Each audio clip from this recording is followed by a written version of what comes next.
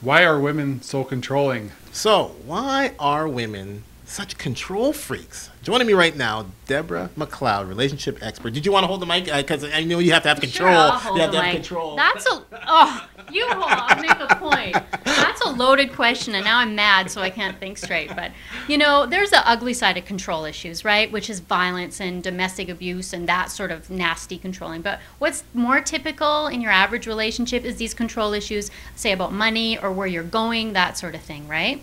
Now, the funny thing about control issues is that when a person, especially a woman, I think, in my experience, feels out of control about something, the more they sort of overcompensate by exhibiting that sort of control freak behavior, right? So I think the first thing to do if a girlfriend or wife is showing that kind of behavior is to really look and see whether it has any merit, whether there's validity to it. If she's, say, controlling where you're going or who are you going there with and how long are you going to be, that kind of thing.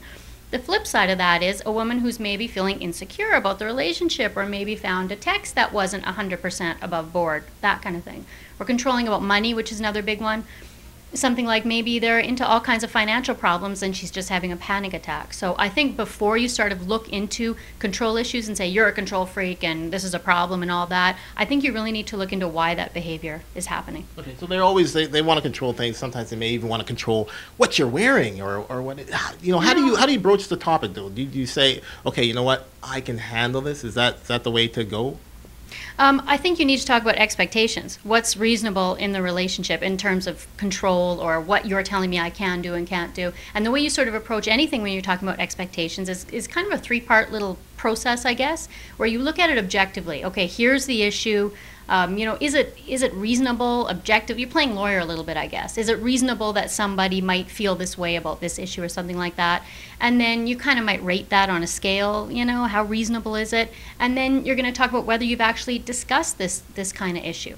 And then you're coming together and deciding, is this something that we're even willing to discuss in the relationship, whatever the topic is. So I think a lot of times people have these expectations and they haven't even really talked about them. Well, there you have it. In order to control a control freak, you need to talk to them as long as they'll let you. That's something like that. Yeah, not entirely right, but you got to basically enough. broach the topic. That's the big thing. Thank you very much, Debra MacLeod, relationship expert. We'll see you next time on Relationship SOS.